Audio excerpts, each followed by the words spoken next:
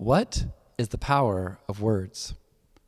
How do we use words to teach wisdom and to build each other up as opposed to tearing each other down? What is the wisdom that we learn from God? And what's the connection between wisdom and the law? These are some of the questions that we will be looking into as we continue our Bible study on the book of James. Hello, my name is Pastor Eric, and I want to thank you for joining us today as we explore God's Word and wrestle with its meaning for our lives. This is our third session on the book of James. We'll be focusing today on chapters 3 and 4. There are 108 verses in the book of James, and out of those verses, 50 of them contain examples of exhortations or commands. Now, James sees these exhortations and commands in a positive way. He sees them as the collective insights of human wisdom. You might say James lands in the similar wisdom tradition that we find in the Old Testament in books like Proverbs or Ecclesiastes, which contain reflections as well as short, wise sayings meant to instruct the listener on how to navigate life in accordance to God's laws. Although laws and rules are sometimes seen in a negative way in our modern culture, for the Hebrews, the law was a gift. It was a gift that showed people how to become closer to God and how to have the best life in community together. When people were following the law, life was better for everyone. James has a similar attitude towards the law. He does not see a conflict between his tradition's collective wisdom and the grace and mercy of God. Martin Luther also saw that God's commands were connected to God's promises because they showed the way in which God, through the resources of wisdom, preserves and sustains all aspects of life. One of the ways that Martin Luther demonstrated this in his small and large catechism is through his interpretation of the Ten Commandments.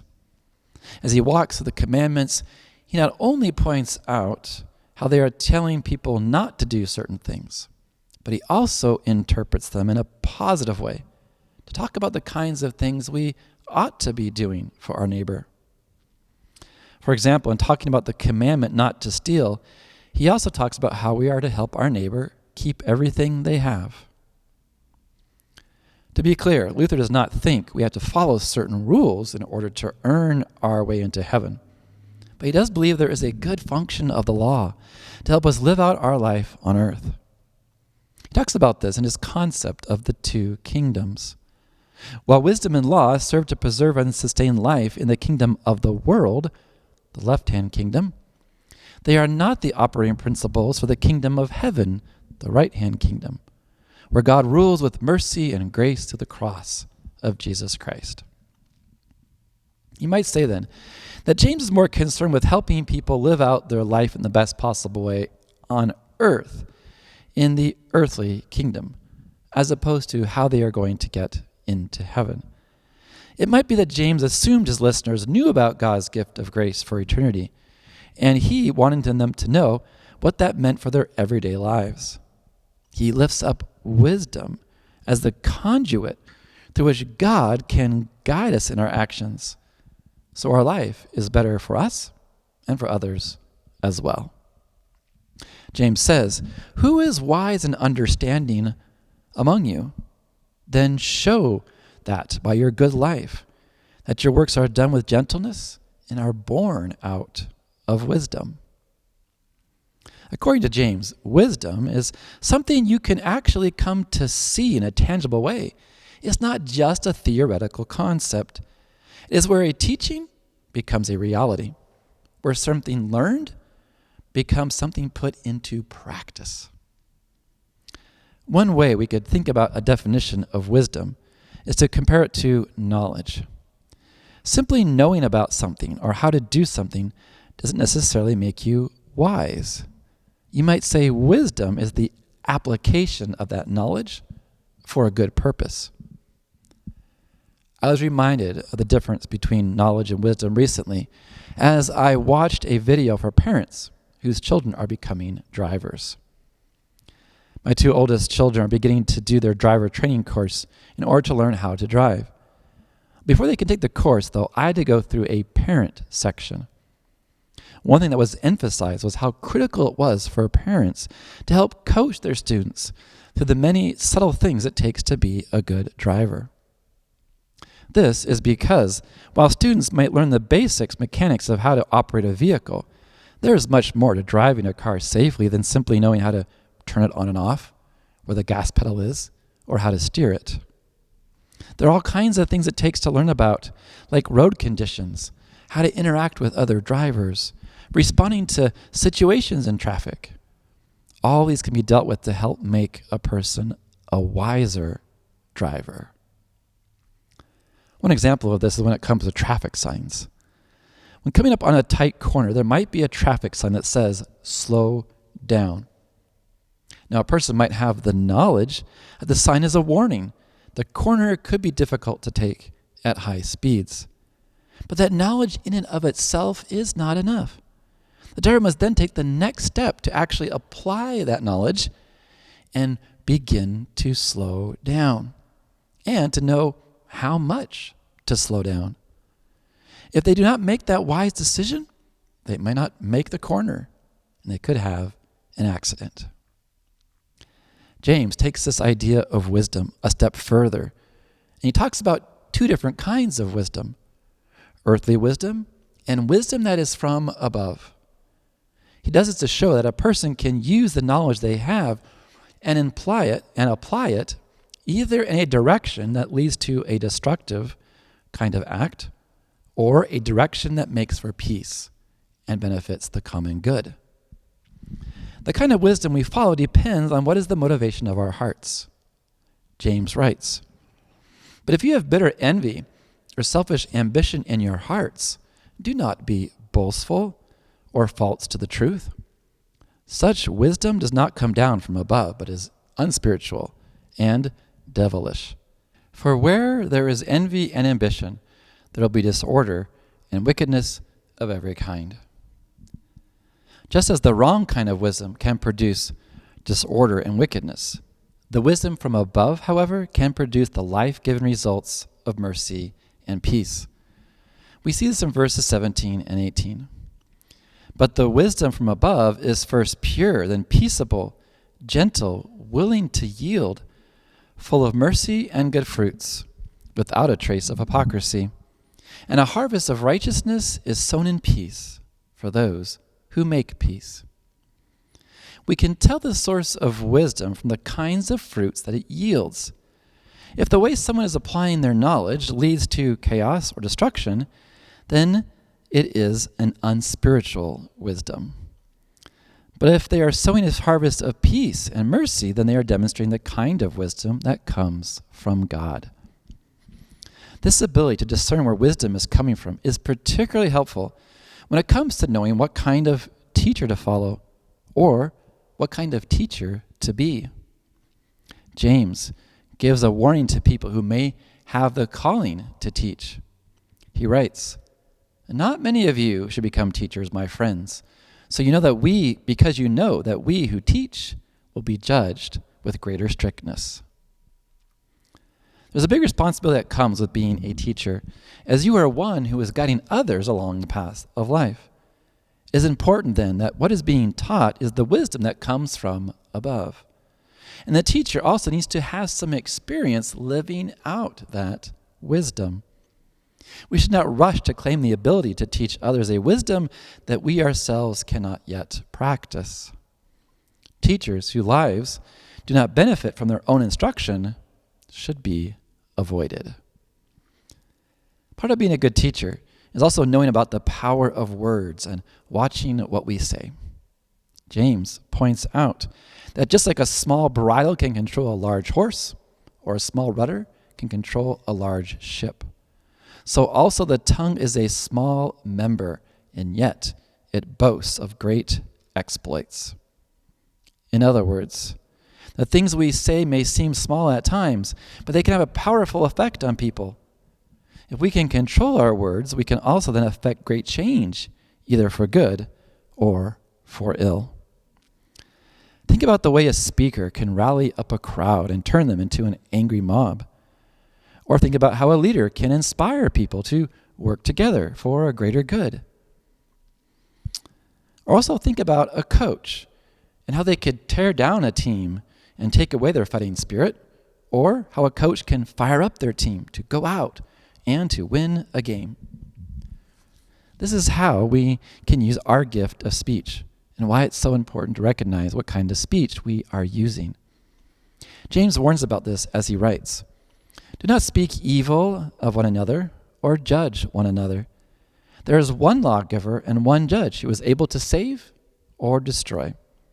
So then, who are we to judge our neighbor?" When we judge our neighbor or speak evil of them, we can come to dehumanize them in a way that can make us feel like we can justify violence or hurtful actions against them. One point of debate in our country is often around free speech versus hate speech. The right to free speech is protected under the First Amendment of the U.S. Constitution. But there's a regular debate about whether or not there's a breaking point or a line which can be crossed in which hateful or harmful or controversial speech could cause it to lose constitutional protection under this First Amendment. An article by Stephen Wormel from the American Bar Association points out that public opinion often has shown there's a dichotomy about this issue. Surveys traditionally demonstrate a strong support for free speech in general, but that number decreases when the poll focuses on particular forms of controversial speech. This debate has been renewed in recent years as national political movements have raised the public's consciousness and promoted national dialogue about racism or sexual harassment and more. With the raised awareness comes increased calls for laws punishing speech that is racially harmful or that is offensive based on gender or gender identity. The limits of free speech are also being pushed in recent years in new ways with the rise of misinformation on social media and other internet outlets. As the growth of conspiracy theories and hateful rhetoric has led to real-world consequences and violence, the public has called for more regulation of harmful speech on the internet. Companies like Facebook and Twitter have had to grapple with their own commitments to free speech, while at the same time upholding their policies and terms of agreement, which do regulate some forms of destructive speech. These companies have actually flagged and taken down some accounts, which has made some people claim that these companies are violating the free speech of some people. At present, contrary to popular belief, there is not a category of speech known specifically as hate speech that can be somehow uniformly prohibited or punished. Hateful speech that incites or threatens lawlessness or contributes to the motive of a criminal act can, in some instances, be punished as a part of a hate crime, but not simply as just offensive speech. Offensive speech that creates a hostile work environment or disrupts a school classroom can also be prohibited. But apart from these exceptions, the Supreme Court has held strongly to the view that our nation believes in the public exchange of ideas and open debate, and that the response to offensive speech is not to make it against the law, but rather to speak out in response against it. So how do we begin to respond to controversial or harmful speech? Well, James would say we need to begin by being aware of just how powerful words can be. He says, how great a forest is set ablaze by a small fire, and the tongue is a fire. According to James, the act of responding to harmful speech, as well as avoiding harmful speech ourselves, comes through humbling ourselves so that we might receive God's grace. As he writes, God opposes the proud, but gives grace to the humble. Submit yourselves, therefore, to God. Resist the devil, and he will flee from you. The commentator Femi Perkins puts it this way: the wisdom traditions that James employs insist that the wisdom is God's gift, not a human achievement. By understanding the power the tongue has over human beings, James also reminds his listeners that any success they have in disciplining speech is also a gift from God. In addition, Perkins points out that humility is the key to ending conflicts caused by hurtful speech, bitter jealousy, or selfish ambition. He explains that James' exhortation for the people in the new Christian community was so that they were not to judge their neighbor. And this may have played an important role in churches that were combining new members of both Jewish background and non-Jewish backgrounds. This was because it prohibits judging or condemning others due to their particular details of their religious backgrounds. As deep and religious and political divides still plague our world today, perhaps we too would be wise to follow the wisdom from above that calls us to approach our words and actions with humility, so that we would not be so quick to judge, but rather express mercy and work for peace. Next week, we will finish our study on the book of James as we look at chapter 5.